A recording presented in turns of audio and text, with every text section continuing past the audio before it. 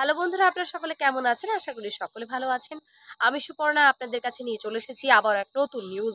বন্ধুরা, আপনারা এতদিন শুনে এসেছেন যে এসআইআর হবে, আর বিহারে এমনকি এসআইআর চালুও হয়ে গিয়েছে। তবে আমাদের পশ্চিমবাংলায় এসআইআর হওয়ার কথা ছিল। তবে এই এসআইআর কিন্তু শুরু হলো, কবে থেকে শুরু হবে এবং আমাদের শুরু হবে করতে করতে প্রায় অনেক ডকুমেন্টস আমাদেরকে রেডি করতে হয়েছে এবং আমাদের সামনে যে দুর্গাপুজো ছিল, যেটা বড় উৎসব বাঙালিদের কাছে, সে দুর্গা উৎসবও কিন্তু চলে গিয়েছে।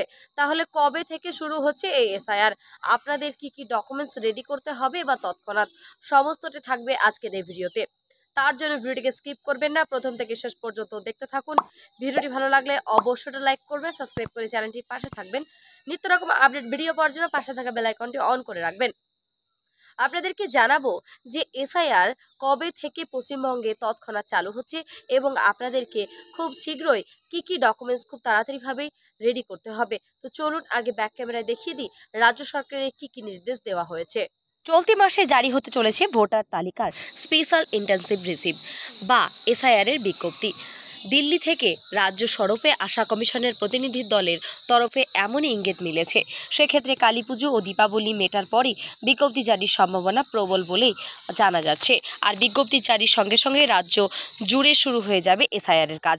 বুধবারের পর বৃহস্পতিবারে পূর্ব মেদিনীপুর কোলাঘাটের বলাকা মঞ্চে পূর্ব মেদিনীপুর, ঝাড়গ্রাম এবং বাঁকুড়া জেলায় প্রশাসনের সঙ্গে বৈঠকে সারেন ডেপুটি নির্বাচন কমিশনার জ্ঞানেশ ভারতী। বৈঠক শুরু হওয়ার আগে সকাল 11:15 নাগাদ জ্ঞানেশ ভারতী কোলাঘাটের বলাকা মঞ্চে ঢোকার সময় তার গাড়ি ঘিরে বিক্ষোভ দেখায় পশ্চিমবঙ্গের রাজ্য সনাতন ব্রাহ্মণ ট্রাস্ট। তবে তাতে কর্মসূচির কোনো প্রভাব পড়েনি। বৈঠকে ছিলেন রাজ্যের মুখ্য নির্বাচনী আধিকারিকের মনোজ আগরওয়াল সহ দপ্তরের অন্য আধিকারিকরা।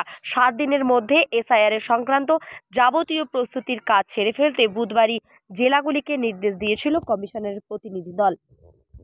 এদিন তাদের তরফে যে বার্তা এসেছে তাতে স্পষ্ট, প্রস্তুতি শেষের দিন কয়েকদিন পরেই অর্থাৎ উৎসব পর্ব মিটলে এসআইআর এর সংক্রান্ত বিজ্ঞপ্তি জারি হয়ে যাবে।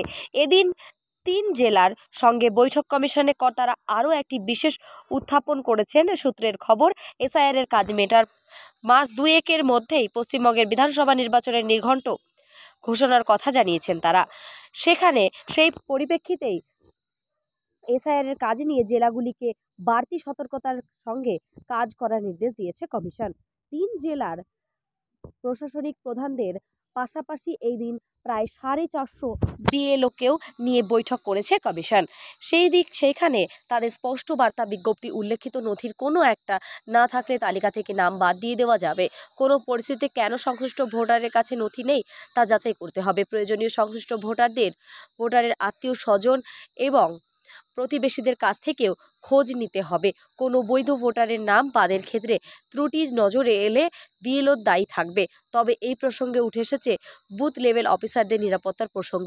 এ ব্যাপারে রাজ্যের দায়িত্বর কথা বললে নজরদারি কমিশনের থাকবে বলেও কর্তারা জানিয়েছে। বৈঠক কমিশনের আরও জানিয়েছে 2002 সালের ভোটার তালিকায় যাদের নাম রয়েছে তাদের বৈধ ভোটার হিসেবেই গণ্য করতে হবে। ওই তালিকায় নাম থাকা না থাকলে তাহলে কমিশন নির্ধারিত প্রামাণ্য নথি যে কোনো একটি জমা দিতে হবে। তবে শুধু আধার কার্ডকে প্রামাণ্য নথি হিসেবে বিবেচনা করা যাবে না। আধার কার্ড দিলে তার সঙ্গে বিজ্ঞপ্তি তালিকায় ভুক্ত অন্য কোনো নথির লিঙ্ক থাকতে হবে। সেও মনোজ আগরওয়াল বলেন যে এসআইআর এর একজন বৈধ ভোটারের নাম বাদ যাবে না। আধার কার্ড নিয়ে যে আইন আছে সেটাই বলতো থাকবে। আপনাদেরকে জানিয়ে দিলাম যে এসআইআর কিন্তু দীপাবলির পরে অর্থাৎ কালী পুজোর পর থেকে শুরু হতে চলেছে এই এসআইআর। আর এই এসআইআর জন্য রাজ্য সরকারের তরফ থেকে যে যে কথাগুলো বলা হয়েছিল আপনাদেরকে সমস্তটাই আমি বিস্তারিতভাবে জানিয়ে দিয়েছি।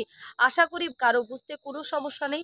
যদি কারো কোনো রকম বুঝতে কোনো সমস্যা থাকে আমাকে অবশ্যই কমেন্ট বক্সে কমেন্ট করবেন, আমি চেষ্টা করব তার রিপ্লাই দেওয়ার। দেখা হচ্ছে নেক্সট কোনো ভিডিওতে। ততক্ষণ সুস্থ থাকবেন, ভালো থাকবেন। আজকে এই পর্যন্তই।